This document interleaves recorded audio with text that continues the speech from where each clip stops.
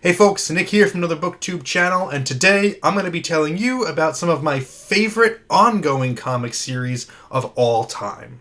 I started reading comics about 10 years ago, and with close to 100 years of comic history, it's obviously impossible for me to have read every comic series ever written, so not only will this list be completely subjective based on my personal taste, it will also be tailored by what I've actually had a chance to read in my life. I'm going to be doing a companion video to this on my favorite graphic novels and miniseries, so I think it would be helpful if up front I just explain how I am defining those terms for the purposes of these lists. An ongoing comic series, to me, is one that is not meant to be read in its entirety in a single volume, meaning the series has multiple story arcs that are explored over the course of at least 12 issues. I'm also going to be limiting this scope to comic runs by a single creator or creative team. A graphic novel or miniseries, to me, is a single story that can be read in a single volume, and if it was originally published as a comic book, it would be no more than 12 issues long. There are also, of course, graphic novels that are just printed as graphic novels, which is, in that case, it's easier. Okay, enough preamble, let's just get into it. I did not rank these. These are just my favorites overall, and if any of them sound interesting to you, I hope you check them out. I'm also not going to be talking about The Goon here, because I've talked about that in multiple other videos, and I just want to keep things fresh. So I won't be talking about it here, but read The Goon. First up is a series that you probably have heard about because it got kind of caught up in the cultural zeitgeist last year, and that is Sandman by Neil Gaiman and various artists. Sandman ran for 75 issues between 1988 and 1996 and was published under the DC Comics Vertigo imprint.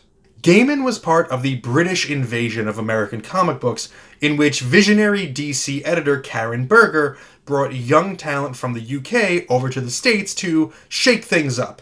But nobody in the US at the time knew who Gaiman was.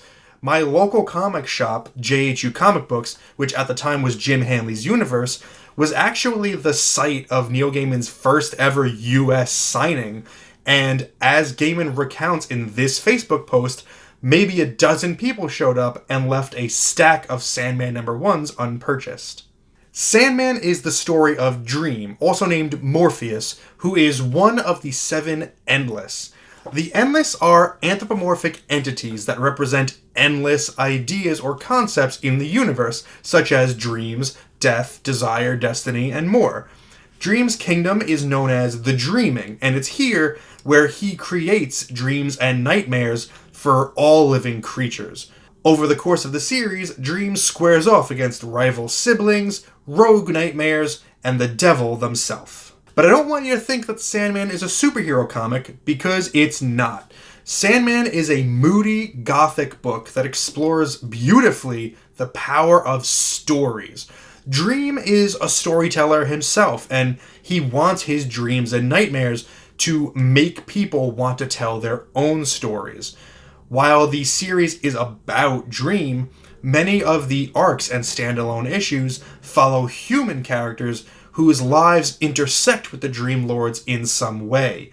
A notable character is William Shakespeare, who strikes a deal with Dream so that he may write amazing plays that inspire generations to come. Sandman also features some incredible artwork, the best being done by Mike Dringenberg, but also featuring great work by Sam Keith, Jill Thompson, Michael Zulli, and more.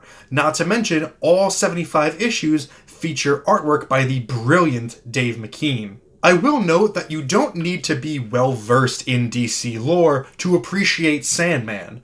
In some of the early volumes, there is some interaction with characters like the Martian Manhunter, Mr. Miracle, and the original DC Sandman, but you should be able to keep up with it and not be taken out of the story. For this next entry, we have to go back to the inception of the Marvel Universe in 1961 so that I can talk about Fantastic Four by Jack Kirby and Stan Lee. Fantastic Four was a direct response to DC's Justice League of America, which was performing really well at the time. Marvel's publisher Martin Goodman tasked his comics editor Stan Lee to come up with a superhero team book to challenge Justice League. Lee went to Jack Kirby, who did all of the heavy lifting, and thus the Fantastic Four was born.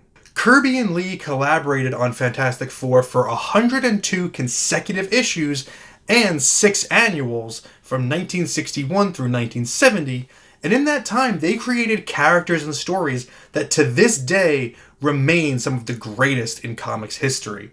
While there are story arcs that cover multiple issues, you can really pick up any single issue from this run of Fantastic Four and have a great time. It's very similar to sitting down to watch an episode of your favorite animated show from when you were a kid. Just opening up an issue and seeing an incredible Jack Kirby drawing of Doctor Doom or the Silver Surfer just gives you that perfect little dopamine hit, and it reminds you why you love comics in the first place. Complete honesty here, any comic written by Stan Lee can be a bit of a chore to read, so don't expect much in that department. These comics were written for children after all, and Stan Lee at the time still had visions of becoming some great American prose writer.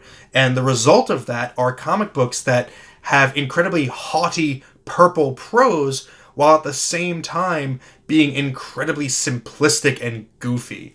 Dialogue and narration is largely expositional, and characters tend to be a bit one note. The real reason to read this run of FF is for Kirby's exceptional art. Nuff said. But let's get modern here and talk about something that you can easily find at your local bookstore, and that's The Department of Truth by James Tynion IV and Martin Simmons. Image Comics has been publishing Department of Truth since 2020, and there have been 22 issues released, with the series currently on a hiatus. The Department of Truth follows Cole Turner, a teacher with a specialty in conspiracy theories, who is shaken to his core when he finds out that every single one of them is true. Sort of. You see, if enough people believe in a conspiracy theory, then the world reshapes itself to make it a reality. That's where the Department of Truth comes in. They are a secret US government agency that identifies when certain conspiracy theories are gaining traction so that they can isolate them and stop them from getting out of control. We follow Cole down the rabbit hole as he discovers the dark corners of the world and the powers that operate within them. This is a tremendously fun premise that plays with our established understanding of what the truth really is. Simmons' artwork is perfectly suited to this material, as his painting style is very impressionistic, borderline abstract expressionism, and doesn't adhere to realistic expectations of color. Backgrounds are often washed out, and people and structures are splotchy and undefined. This makes perfect sense in a world where the truth is no longer a universal truth. We have a general impression of what we are seeing, but how can we be certain of any of it? The Department of Truth is a modern-day Men in Black that takes the urban legends we all know and does something completely new and unexpected with them, and it's a blast. Now for this next one, I am going to cheat just a little bit, because technically these are multiple mini-series that collectively fit into the same world, but whatever, this is my list and you can't stop me, so I'm going to say Sin City by Frank Miller. Sin City premiered in Dark Horse Presents in 1991 with its first story, The Hard Goodbye. Additional Sin City stories were published throughout the 90s, with the last ending in 2000. The rationale I am using to include this as part of my ongoing series list is that all of these yarns take place concurrently and in many of the same locations, so you will commonly see characters from other stories popping up in whichever one you're reading now, and it's not until you read every one of them that you really see the full scope of Sin City. Frank Miller is a comic book legend, and for good reason. As both writer and artist for Daredevil, he brought a grittiness to comics that persists, for better or worse, to this day. His work blends influences from film noir to manga, and nowhere is it on better display than right here. Sin City is a chiaroscuro masterpiece, relying mostly on stark black and white imagery to sell this pulp crime story.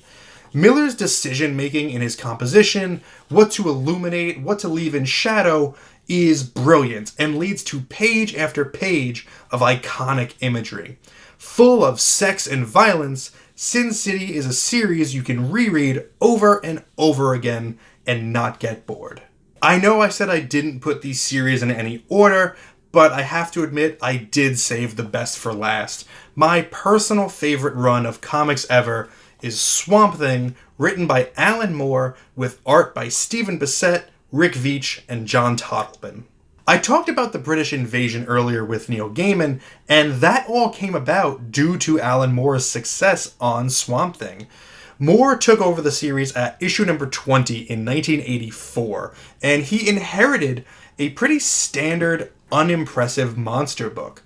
Over the next 3 years and 44 issues, Moore wouldn't just turn Swamp Thing into a success, but would change the trajectory of comics forever. Moore would bring a number of upgrades to Swamp Thing during his run.